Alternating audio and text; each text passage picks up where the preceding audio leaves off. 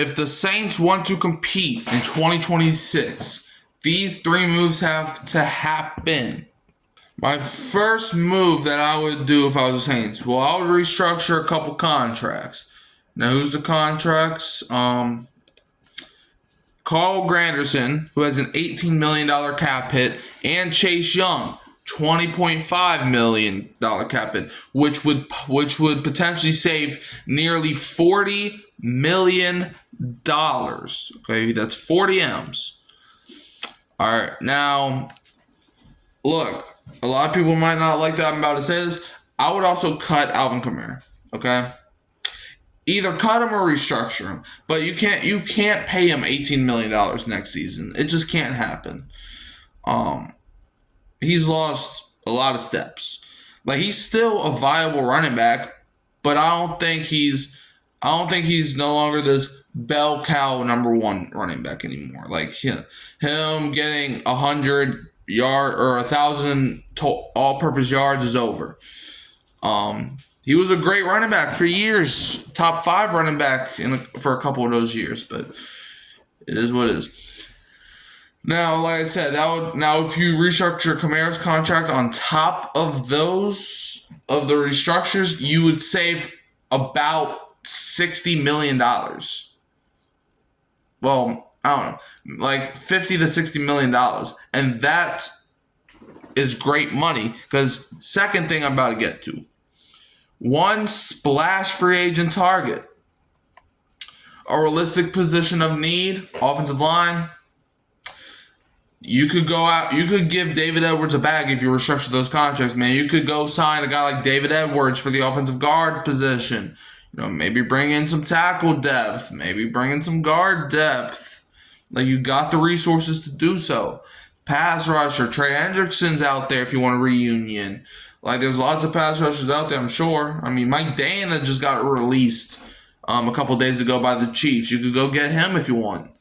And secondary, I mean, Lattimore's back on the market, most likely. I know it's not official, but he's probably going to be back on the market. You could bring him back for a reunion.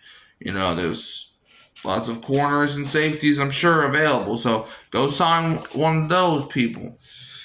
But now, here's who I would sign if I was in the New Orleans Saints. If I was Mickey Loomis and Kellen Moore and Jeff Ireland, he's more of like a scout department. But like, if I was in the Saints front office, y'all might be asking yourselves, who would you sign? Well, like I mentioned, I would sign David Edwards, in a heartbeat.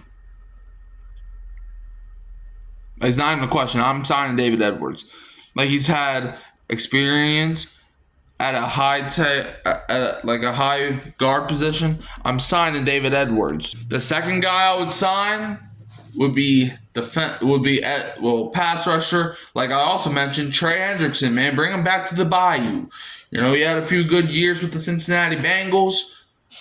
Like, he led the league in sacks a couple years ago. Bring him back, man. Bring him back. I'm sure, he wants to get out of there. Why not? Let's bring back good old Trey, Like, I would say maybe like a 2-year, $30 million deal. Something like that. Maybe we can get like a hometown discount. But yeah, go ahead and do that.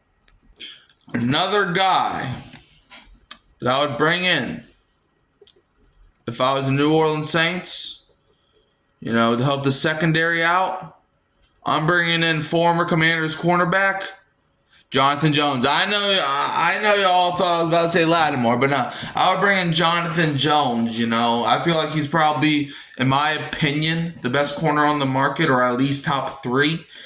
So I would bring him in, sign him to like a cheap contract, but fair for both parties, and let's bring him to the Bayou, Jonathan Jones, coming to the New Orleans Saints as probably our number 2 cornerback. I don't know. It depends. Like, Kool-Aid is obviously going to be a top 2 corner on this team. So I don't know. Quincy Riley, and this is if Alontae Taylor leaves. Like, even if you can bring back Alontae Taylor, then do so. But yeah, but yeah. Now, I also, if I was the Saints, I would sign this guy. Now, he is in the mid tier, but I think he would help. I think he will fit the culture. I'm signing running back from the Washington Commanders, Austin Eckler. I understand coming off of a torn ACL could be tough.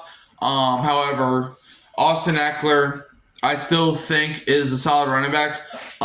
He's kind of in that Kamara tier, but I feel like signing him for cheaper than Kamara. And is he going to be number one running back? No. But he's a guy that can catch some passes. He's a guy that can run. He's a hard runner. Like, he kind of reminds me like he's basically like if A.J. Dillon could catch passes as often as, Austin Eckler does. So, yeah, I would definitely sign. And why does it make sense for the Saints? Well, like I said, for the cap reasons. He's not going to command a bag. Okay? He's not doing that. And you can now draft, let's say you draft Jeremiah Love. You got Love. And then you got Austin Eckler. And you still got a lot of young running backs. So if Eckler doesn't work out, you still have a lot of young running backs. So you can be like, okay, well, it's not like we paid him $30 million. To where Kamara, you're paying him $18 million. So it's like you should be getting at least a decent investment on that. So yeah.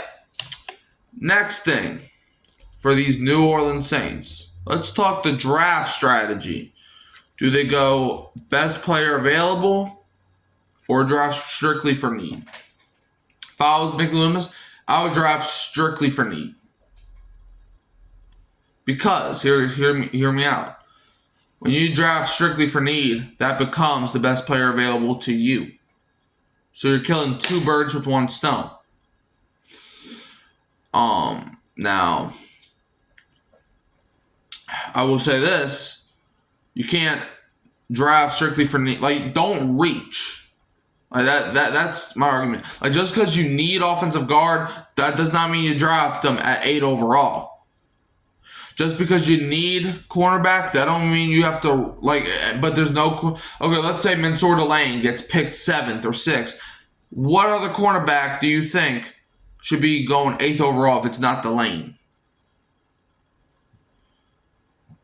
Yeah. Just because you might need linebacker, don't mean you're a pick at 8th overall. So when I say for need, best player available and for need at the same time. You're killing two birds with one stone. Next thing, is QB talk officially over or is it still alive? Look, I'm not arguing about Tyler Shough. We all know Tyler Shough will be the starting quarterback at least for the 2026 season. That don't mean, and I'm not talking first round. My question is, do they draft a quarterback at all in the draft? Is the talk officially over or is it still alive? I'm going to still say it. I think it's still alive. Because let's just say you draft a Carson Beck, or you draft Diego Pavia, or you draft the dude from Arkansas, Taylor Green, or you draft Garrett Nussmeier or somebody, right? Cade Klubnik. Well, then that puts Spencer Rattler. A lot of teams are going to be calling for Spencer Rattler because they're going to be like, okay, you got 3 young quarterbacks, two quarterbacks that you have under Tyler Shough, are young and developing. So a lot of people are going to be sprinting to the phone calling for Spencer Rattler. So then you can turn a backup quarterback. And look, I like Spencer Rattler. But you can turn a backup quarterback, Spencer Rattler, into a 5th round pick. Or a 6th round pick. Or if you can fleece somebody, maybe even a 4th round pick. So yeah, that's what I would do if I was the New Orleans Saints. And that's how I would look at long term. So, if you're running the Saints, what's the first move you make? Drop it below. You can also find me at Hurricane Mike, Kyle Phelps, and Keeping It Real Who Dat Sports Podcast. Don't forget to like, subscribe, share, turn the bell on so you don't miss another upload. And I'm leaving as always with the Who Dat And don't be a Falcons fan.